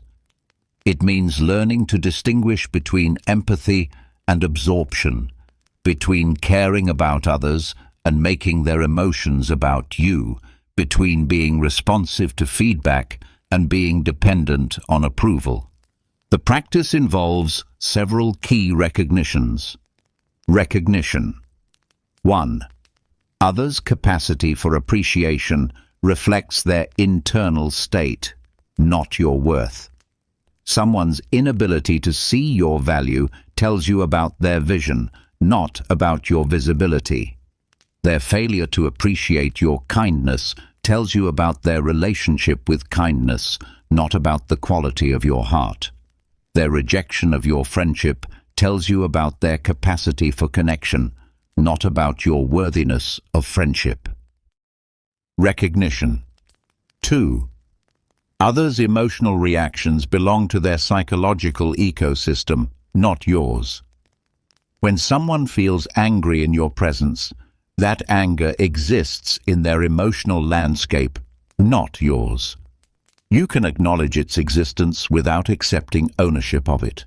You can respond to it without absorbing it as evidence of your own inadequacy. Recognition. 3. Others' projections reveal their shadows, not your character. When someone accuses you of being selfish, manipulative, or attention-seeking, they may be projecting qualities they cannot acknowledge in themselves. Their accusations tell you about their internal conflicts, not about your actual character traits. The existentialist philosophers explored how this independence is actually an expression of human freedom. Jean-Paul Sartre argued that existence precedes essence, that we exist first and create our identity through our choices rather than being born with fixed natures determined by others' perceptions. When you practice disidentification, you are exercising your fundamental freedom to define yourself rather than being defined by others. This freedom is both liberating and terrifying. It means you cannot blame others for your sense of inadequacy.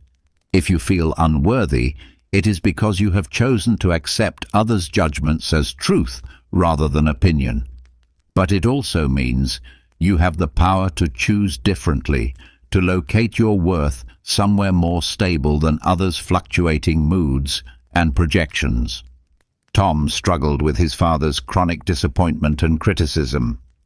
No matter what Tom achieved, academic success, career advancement, personal growth, his father remained disapproving and distant. For years, Tom interpreted his father's reaction as evidence of his own inadequacy, working harder and harder to earn approval that never came. Through practicing disidentification, Tom began to see his father's disappointment as information about his father's internal state rather than evidence about Tom's worth. He learned that his father had been a frustrated artist who gave up his dreams to provide for his family, and Tom's creative success triggered his father's unresolved grief about his own abandoned aspirations. Once Tom stopped making his father's disappointment about his own inadequacy, he could maintain compassion for his father while protecting his own sense of worth. The practice of disidentification does not happen overnight. It requires consistent effort to catch yourself absorbing others' emotions, to question your automatic interpretations of their behavior, to remember that their reactions tell you about them rather than you. It requires developing what psychologists call emotional regulation, the ability to remain steady in your own emotional center regardless of the emotional weather around you. The ultimate goal is not to become immune to others' feedback or indifferent to their experiences, but to develop what the Stoics called equanimity, the ability to remain balanced and centered regardless of external circumstances. You can care about others without making their emotions about you. You can be responsive to legitimate feedback without being dependent on constant approval. You can maintain compassion for others' struggles without accepting responsibility for their projections. When someone suddenly begins treating you with hostility, practicing disidentification allows you to ask better questions. What might be happening in their internal world that has nothing to do with me? Rather than, what did I do wrong? How can I respond with wisdom and integrity? Rather than, how can I get them to like me again? What does this teach me about human psychology? Rather than, what does this say about my adequacy? This shift in questioning is the beginning of true freedom. Freedom from the tyranny of others' opinions, freedom from the prison of external validation, freedom from the endless cycle of seeking approval from those who may not be capable of giving it. You are not what they think about you. You are not what they feel about you. You are not what they project onto you. You are the conscious awareness that can observe all of these phenomena without being defined by them. The stable center that remains unchanged regardless of the emotional storms swirling around you. This is where the mirror becomes truly clear. Not when others see you accurately, but when you see yourself independently of their vision, clearly and compassionately, with the steady recognition that your worth was never theirs to determine. Hate lives in stories. It feeds on narratives about the past, projections into the future, elaborate interpretations of what someone meant by their silence, what they implied with their glance, what they intended with their distance. Hate requires memory to nurse old wounds and imagination to create new fears. But peace lives in this breath, in this moment, in the simple reality of what is actually happening right now. When someone's behavior toward you becomes a source of confusion and pain, your mind naturally begins to construct stories. You replay past conversations, searching for clues. You imagine future scenarios where you might confront them or win them back. You build elaborate theories about their motivations, their hidden resentments, their secret judgments. These stories become more real to you than the present moment, more vivid than what is actually occurring right now. But stories, however compelling, are not reality. They are interpretations, constructions, mental movies that may have little connection to what is actually true. When you live in these stories, you are not living in the present. You are living in a fictional narrative that exists only in your mind, a narrative that often causes more suffering than the original event that triggered it. The ancient Stoics understood this tendency of the mind to create suffering through storytelling. Marcus Aurelius constantly reminded himself to stay with what was actually happening rather than his interpretations of what was happening. Confine yourself to the present, he wrote, because the present is the only place where clarity and peace are possible. Consider the difference between these two experiences. Someone you care about walks past you without acknowledging your presence. The story mind immediately begins its work. They're angry with me. They must have heard something. They're deliberately ignoring me.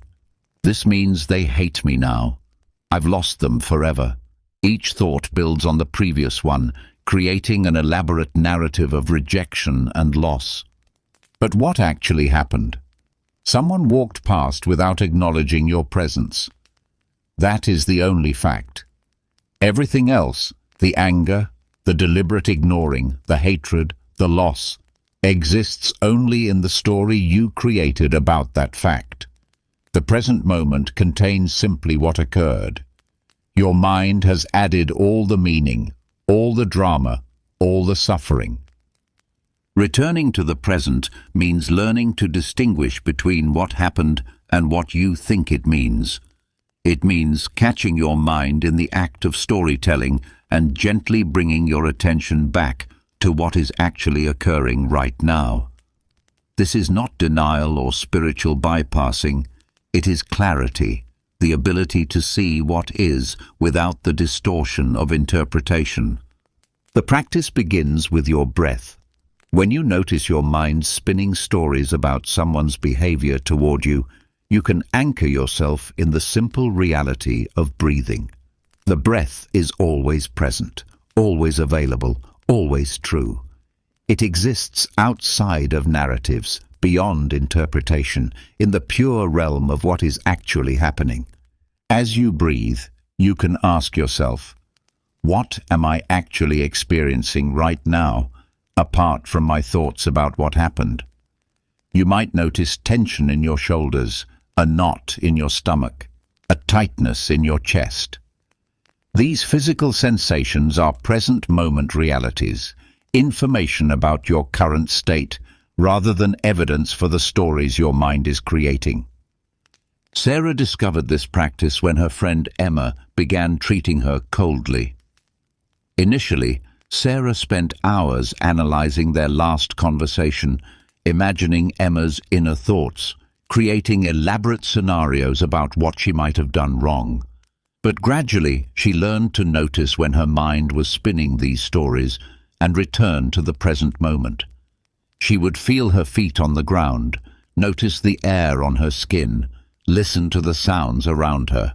In the present moment, she was safe, whole, and free from the suffering her stories created. The present moment has a different quality than the story mind. It is spacious rather than cramped, peaceful rather than agitated, clear rather than confused. In the present, you are not the victim of someone's rejection. You are simply a person breathing, existing, experiencing life as it unfolds moment by moment.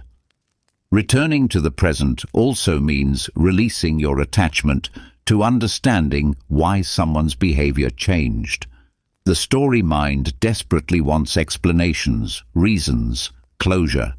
It believes that if it can just figure out what happened, it can control what happens next. But the present moment requires no explanations. It simply is what it is, complete in itself, requiring no narrative to make it meaningful. This does not mean becoming passive or naive about others' behavior.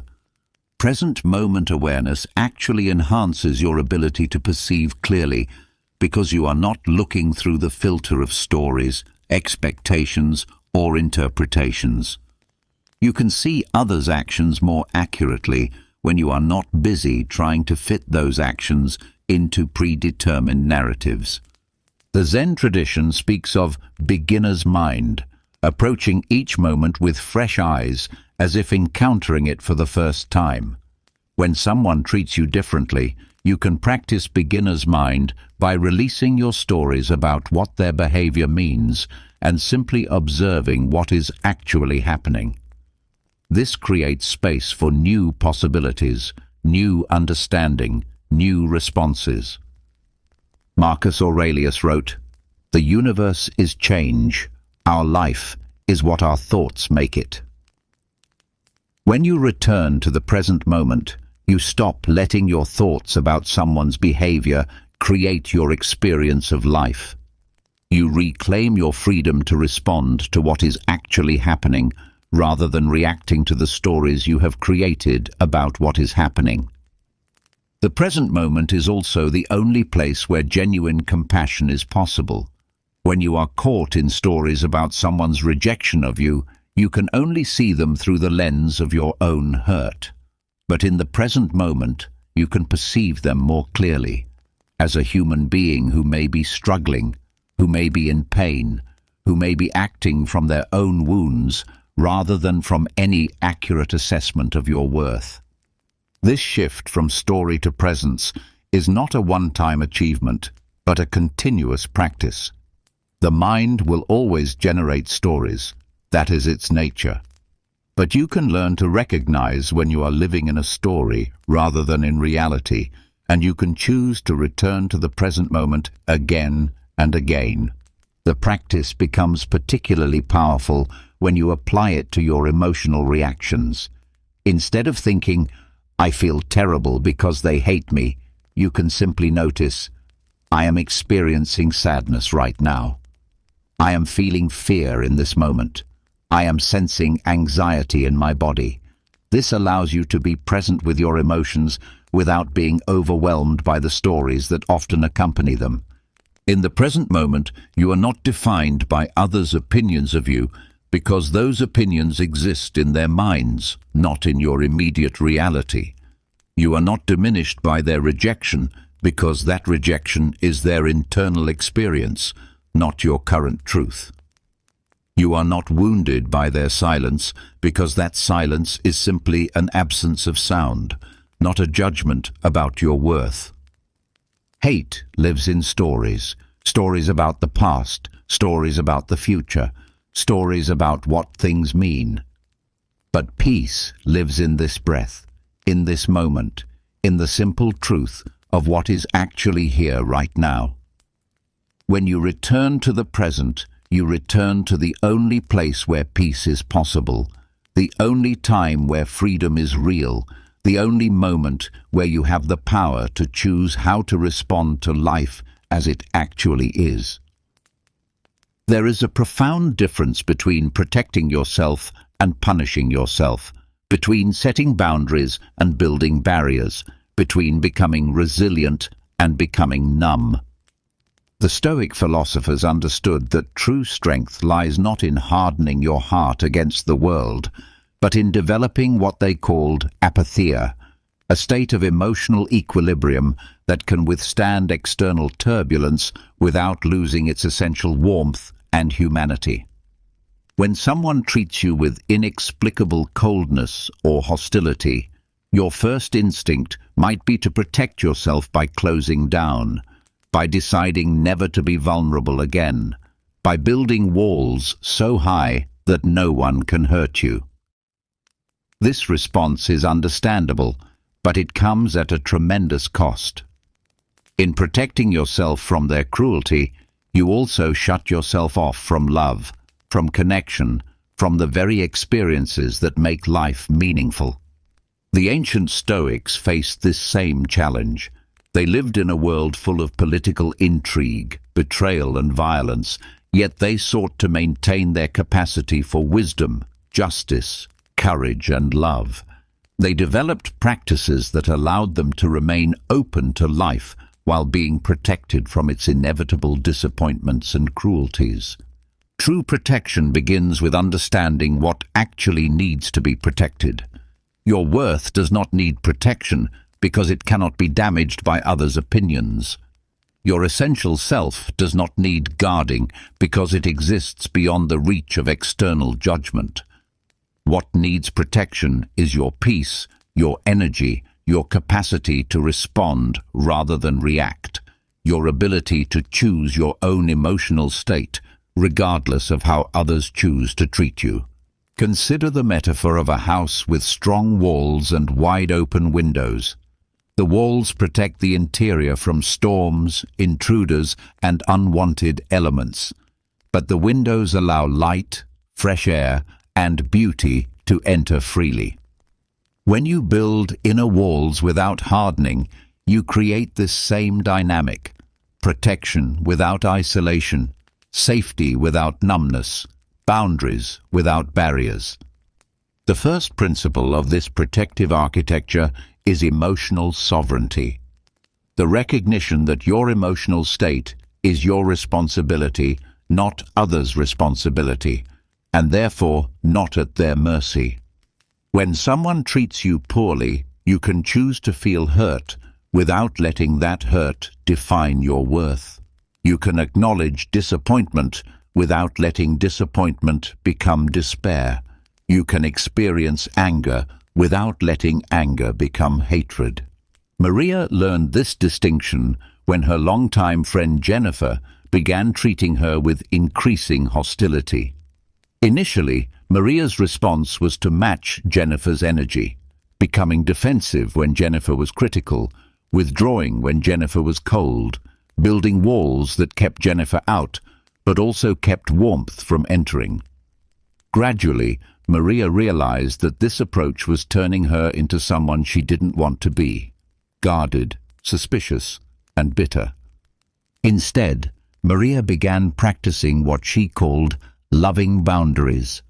She continued to treat Jennifer with kindness while protecting herself from absorbing Jennifer's negativity.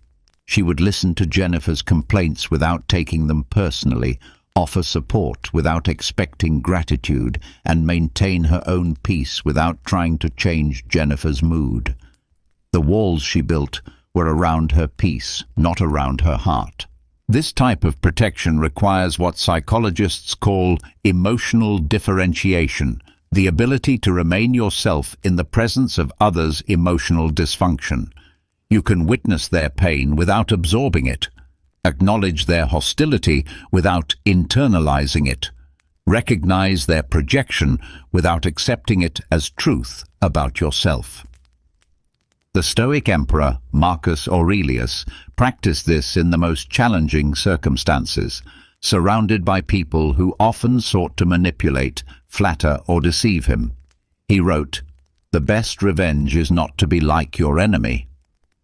When someone treats you poorly, the temptation is to respond in kind, to protect yourself by becoming like them. But this approach destroys what you are trying to protect: your own character, your own peace, your own capacity for love.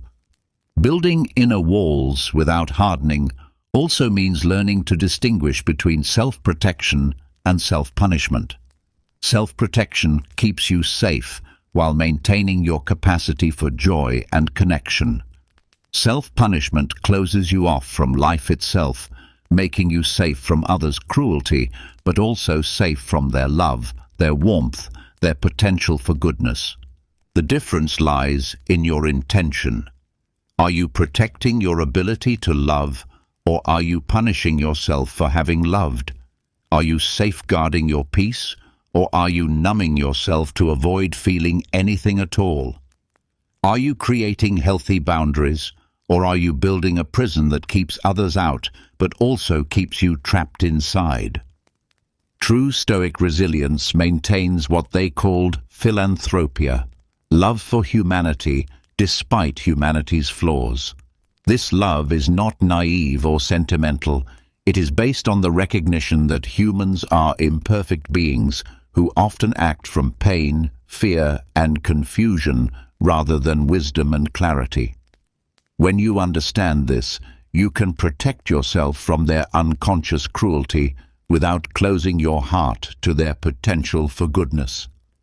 The practice involves what Epictetus called the discipline of desire, wanting only what is within your control and accepting what is not. You cannot control others' behavior toward you, but you can control your response to their behavior. You cannot force them to treat you well, but you can choose to treat yourself well, regardless of how they treat you. This creates a form of protection that is both strong and flexible, like bamboo that bends in the storm without breaking.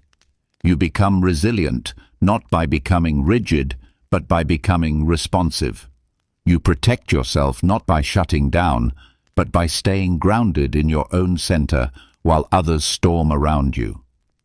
The inner walls you build should be permeable to love, but impermeable to abuse, open to authentic connection, but closed to manipulation, receptive to genuine feedback, but resistant to projection. These walls are not built from anger or bitterness, but from self-respect and wisdom, not from fear of others, but from love for yourself. Sometimes building these walls means having difficult conversations, setting clear boundaries about what behavior you will and will not accept. Sometimes it means simply choosing not to absorb others' emotional chaos, like an umbrella that keeps you dry without stopping the rain. Sometimes it means loving someone from a distance, maintaining your care for them while protecting yourself from their dysfunction. The goal is not to become invulnerable. That would make you inhuman. The goal is to become what the Stoics called apathetic in the original sense, not without feeling, but without being overwhelmed by feeling, able to experience emotions fully while not being controlled by them, capable of love without being dependent on being loved in return. When you build inner walls without hardening, you create what Marcus Aurelius called the inner citadel, a fortress of peace that exists within you, protected from external storms but open to internal light. Others may rage outside your walls, but inside you remain yourself, loving, wise, free, and unshaken by their inability to appreciate what they are attacking. You can be kind without being naive, strong without being cruel, protected without being closed. This is the architecture of true resilience. Walls that guard your peace while keeping your heart open to the possibility that even those who hurt you are ultimately fellow travelers struggling to find their way home to love. The most radical act of freedom is to love without requiring love in return, to offer kindness without demanding gratitude, to extend compassion without expecting reciprocation. This is what the Stoics called philanthropia, love for humanity that exists independently of humanity's response to that love. It is love as a practice of virtue rather than a strategy for getting needs met. Love as an expression of your character rather than an investment in a particular outcome. When someone treats you with inexplicable coldness or hostility, your natural impulse may be to withdraw your care, to match their energy, to protect yourself by becoming like them. But this approach makes your capacity to love dependent on their capacity to receive it, your ability to be kind contingent on their willingness to appreciate kindness. It transforms love from a practice into a transaction, from a virtue into a vulnerability. The ancient Stoics understood that making your virtue dependent on others' responses was a form of slavery. It meant that your ability to be the person you want to be was controlled by people who might be incapable of recognizing goodness when they encountered it. Marcus Aurelius wrote, "The best way to avenge yourself is to not be like your enemy." When someone cannot love you back, the most powerful response is to continue loving anyway, not for their sake, but for your own. This does not mean becoming a doormat or accepting abuse in the name of unconditional love. It means maintaining your essential nature regardless of how others choose to respond to it. It means continuing to act from your highest values even when others act from their lowest impulses. It means refusing to let their inability to love determine your ability to love. Consider the story of David, whose brother Mark had gradually become hostile and distant over several years. Mark would make cutting remarks during family gatherings, ignore David's attempts at conversation, and generally treat him with barely concealed contempt. David's first impulse was to respond in kind, to protect himself by becoming equally cold and distant. But David gradually realized that this response was allowing Mark's dysfunction to control David's own behavior. Instead of matching Mark's hostility, David chose to continue treating Mark with respect and kindness, not because Mark deserved it or appreciated it, but because treating others with respect and kindness was who David wanted to be. David's love for his brother became independent of his brother's capacity to receive or return that love. The existentialist philosophers understood this as a form of radical authenticity. choosing to be who you are regardless of how others respond to who you are. Jean-Paul Sartre wrote that we are condemned to be free, meaning that we have no choice but to choose who to be in each moment. When someone cannot love you back, you still have the freedom to choose love, kindness, and compassion as expressions of your authentic self. This type of love requires what the Stoics called detached attachment, caring deeply while holding outcomes lightly. You can love someone fully while accepting that they may never love you back. You can offer your best self while accepting that they may reject what you offer. You can maintain your commitment to virtue while releasing your need for recognition, appreciation, or reciprocation. The practice begins with understanding the difference between conditional and unconditional expressions of your character. Conditional love says, "I will be kind to you if you are kind to me." Unconditional love says, "I will be kind to you because kindness is who I choose to be."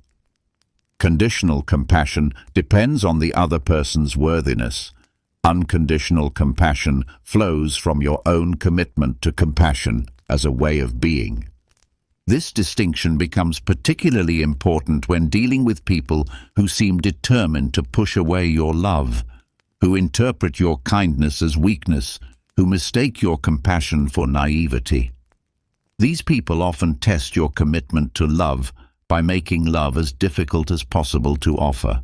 They are unconsciously asking, "Will you still care about me even when I make caring about me painful?" Sometimes the most loving thing you can do for someone who cannot love you back is to continue loving them from a distance. This means maintaining your good wishes for their well-being while protecting yourself from their inability to appreciate or reciprocate your care. It means holding space for their potential while accepting their current limitations. The Buddhist concept of loving kindness offers a framework for this practice. Loving kindness begins with the recognition that all beings want to be happy and free from suffering, even those who seem to create suffering for themselves and others. When someone treats you poorly, you can practice loving kindness by wishing them well while protecting yourself from their dysfunction. This might sound like, "May you find peace even though you cannot offer peace to me. May you find healing even though your wounds are affecting our relationship. May you find love even though you cannot love me back right now." This practice maintains your heart's openness while acknowledging the reality of their current limitations. Love without expecting love back also transforms your relationship to rejection. When someone cannot receive your love, their rejection becomes information about their capacity rather than evidence of your inadequacy. Their inability to appreciate your kindness reveals their current state, not your worth. Their rejection of your care says more about their wounds than your offerings. Marcus Aurelius practiced this understanding in his role as emperor, constantly dealing with people who sought to manipulate or deceive him. He wrote, "The universe is change. Our life is what our thoughts make it." When someone could not return his care, he chose to see this as their limitation rather than his failure, their loss rather than his inadequacy. The freedom in this approach is profound. When your love is not dependent on being loved back, you are free to love purely, without agenda, without keeping score, without the anxiety that comes from needing particular responses from particular people. Your love becomes an expression of your abundance rather than evidence of your need. This does not mean loving without discernment or wisdom.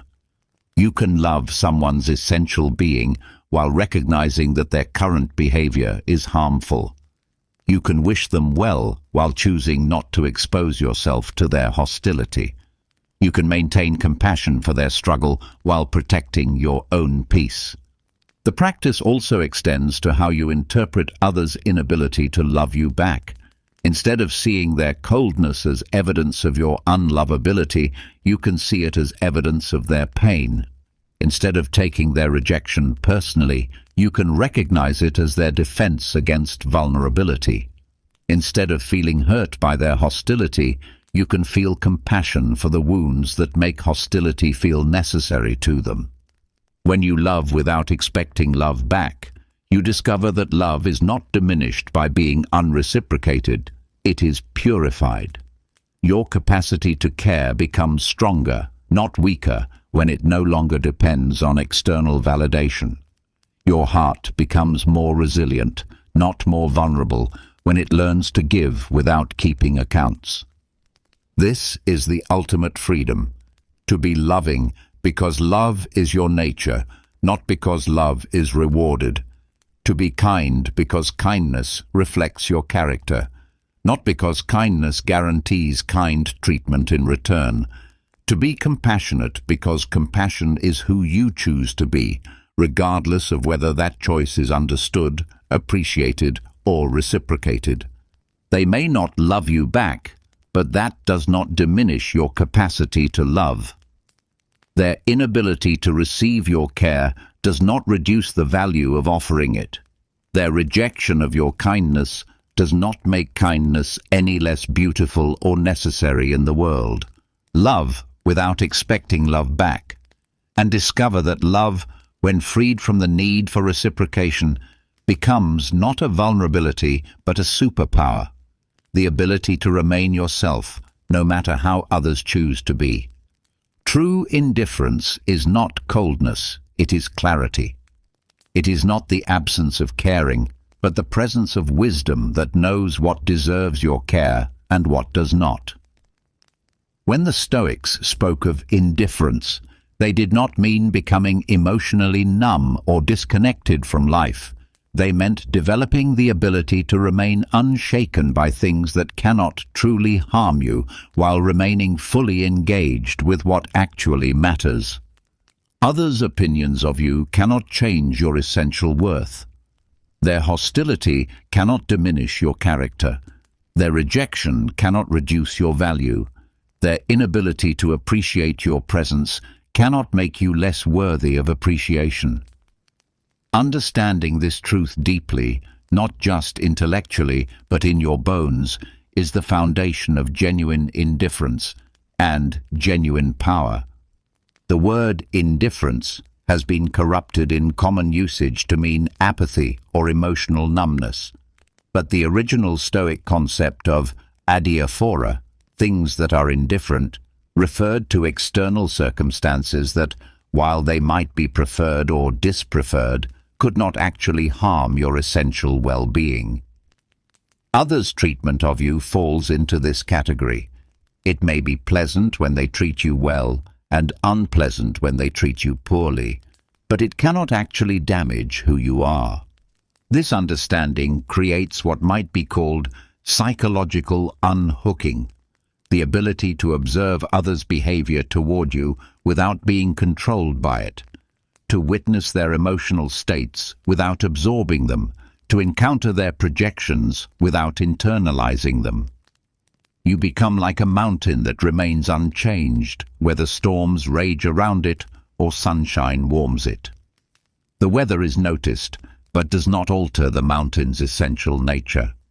Consider Elena, who discovered that several colleagues had been spreading negative rumors about her work. Initially, she felt devastated, angry, and desperate to defend herself. She spent weeks crafting responses, gathering evidence, and trying to change their minds. But gradually, she realized that their opinions had no power over her actual competence, her actual worth, or her actual future, unless she gave them that power. Elena began practicing what she called strategic indifference. She continued to do excellent work, not to prove them wrong, but because excellent work was her standard. She treated her colleagues professionally, not to win them over, but because professionalism reflected her character. She stopped monitoring their opinions of her because their opinions were irrelevant to her actual performance and progress. This shift from reactive engagement to strategic indifference gave Eleanor back her power. She was no longer dancing to the rhythm of their judgments, no longer adjusting her behavior based on their moods, no longer making their approval the measure of her success. She had reclaimed her agency by recognizing that their opinions belonged to them, not to her. The power of indifference lies in its ability to neutralize others' attempts to control you through their reactions.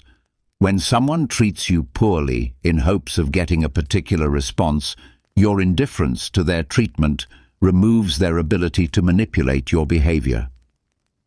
When someone withdraws their approval to punish you, your indifference to their approval removes the sting from their punishment. This is not the same as not caring about anyone or anything. True stoic indifference is highly selective.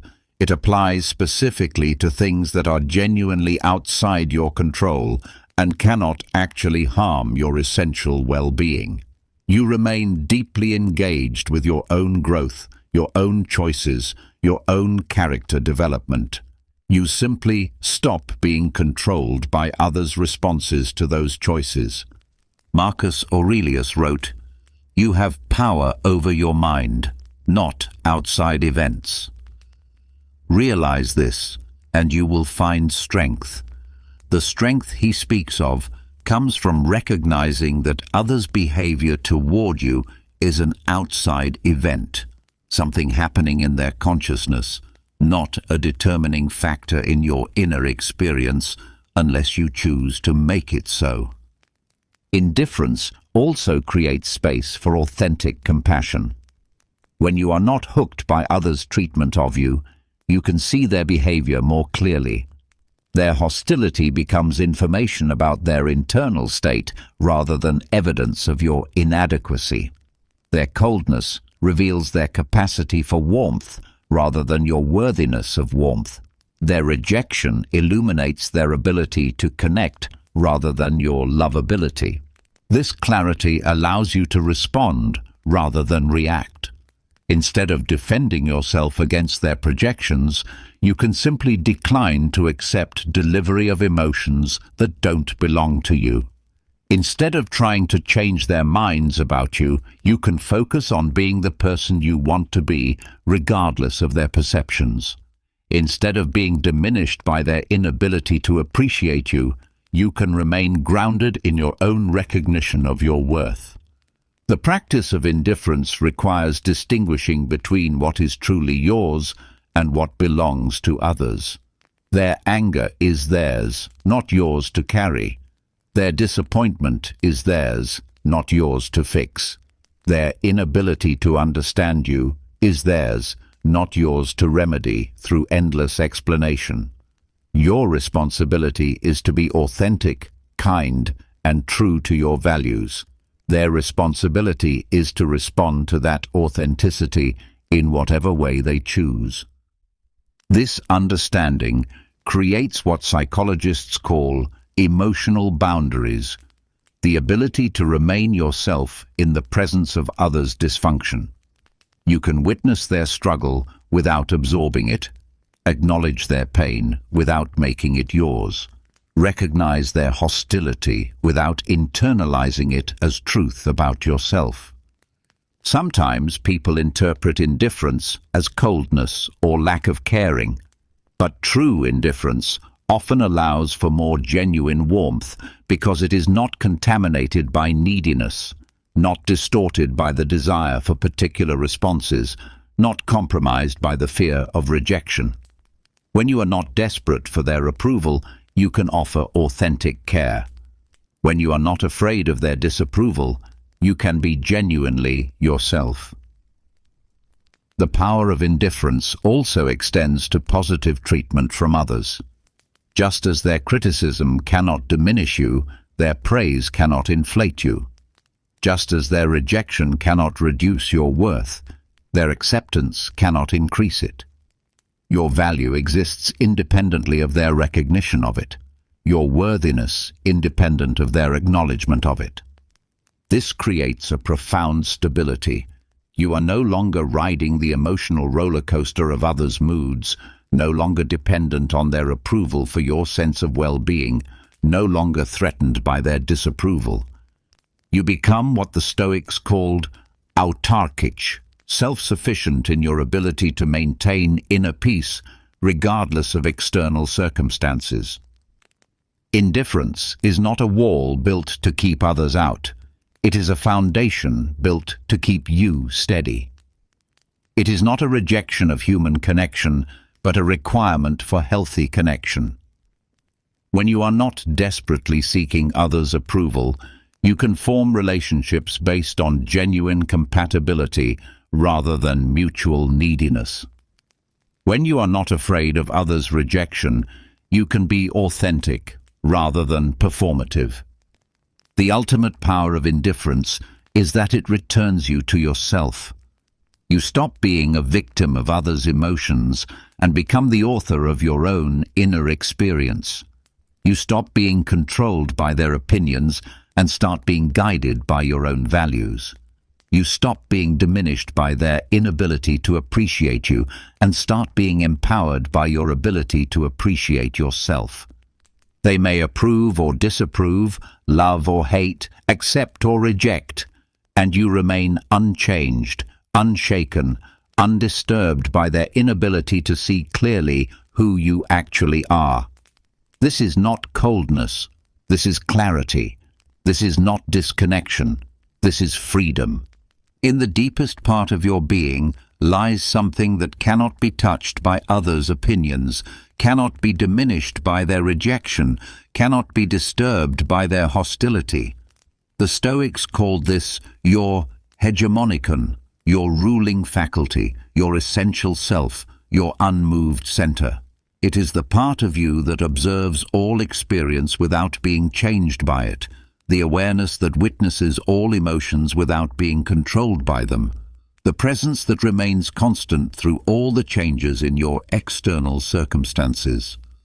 When someone suddenly turns cold toward you, when their warmth transforms into indifference or their friendship into hostility, this unmoved center remains exactly what it has always been.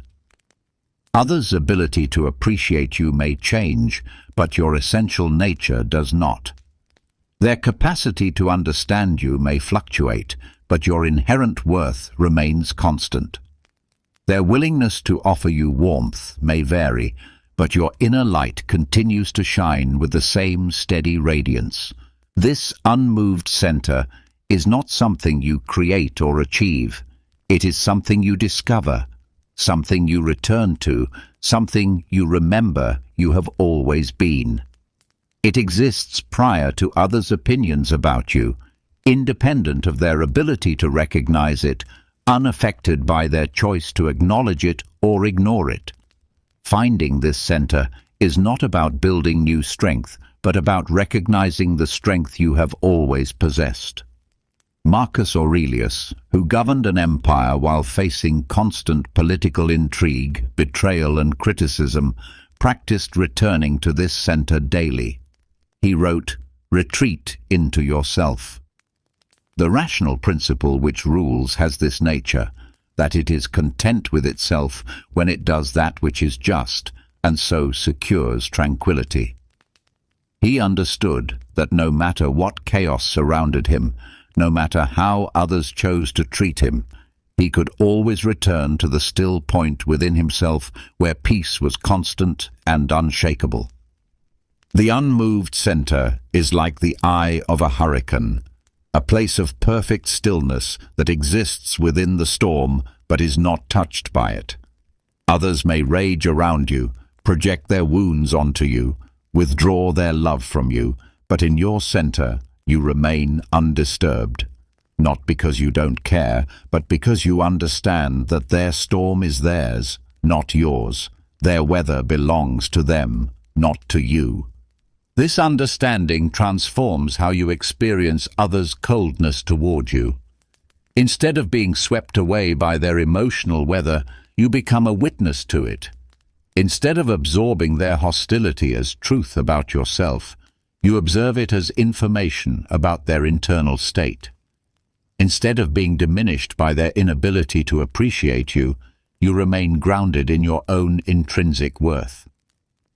Sarah discovered this center during a period when several longtime friends began treating her with inexplicable coldness. Initially, she felt devastated, questioning everything about herself, trying desperately to understand what she had done wrong. But gradually, through meditation and philosophical study, she found a place within herself that remained untouched by their rejection, a quiet space where she knew her own worth independent of their recognition of it. From this center, Sarah could see her friends' behavior more clearly. She recognized their coldness as evidence of their own struggles rather than evidence of her inadequacy.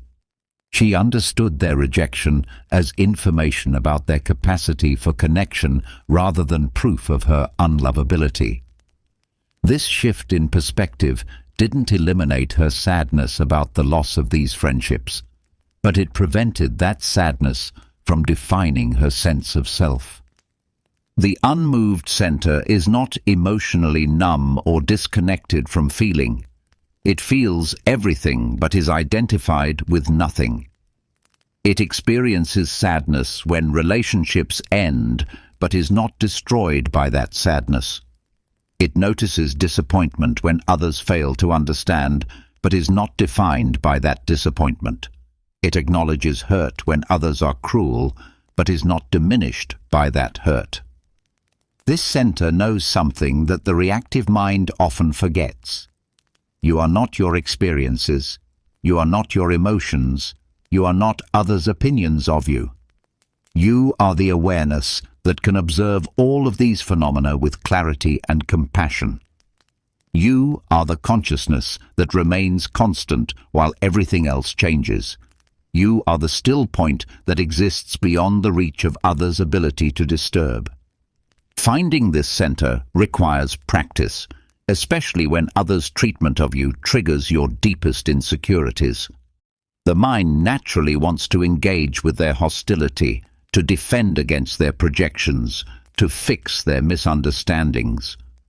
But each time you choose to return to your center instead of engaging with their chaos, you strengthen your ability to remain unmoved by external turbulence.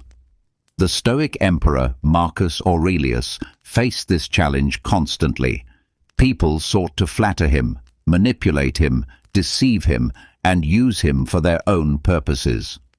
He wrote, "The best way to avenge yourself is to not be like your enemy." Instead of being changed by others' dysfunction, he chose to remain centered in his own values, his own wisdom, his own commitment to virtue. This practice becomes particularly powerful when applied to people whose opinion once mattered deeply to you. When someone whose love you valued begins treating you with coldness, the temptation is to chase after their approval, to change yourself to win back their warmth, to let their withdrawal determine your sense of worth. But from your unmoved center, you can recognize that their inability to appreciate you reveals their current limitations, not your actual value. The unmoved center also transforms how you respond to others' projections. Instead of absorbing their anger as evidence that you are bad, you can observe their anger as information about their internal state. Instead of internalizing their criticism as truth about your character, you can recognize their criticism as their attempt to manage their own discomfort. Instead of being diminished by their rejection, you can remain grounded in your own wholeness. This is not spiritual bypassing or emotional suppression. You can feel hurt when others are cruel while remaining centered in your essential worth. You can experience disappointment when relationships fail while staying grounded in your intrinsic value. You can acknowledge sadness when others withdraw their love while remaining connected to your own capacity to love. The existentialist philosophers understood this as radical authenticity, choosing to be who you are regardless of how others respond to who you are. When you are anchored in your unmoved center, you can be authentic without being controlled by others' reactions to your authenticity.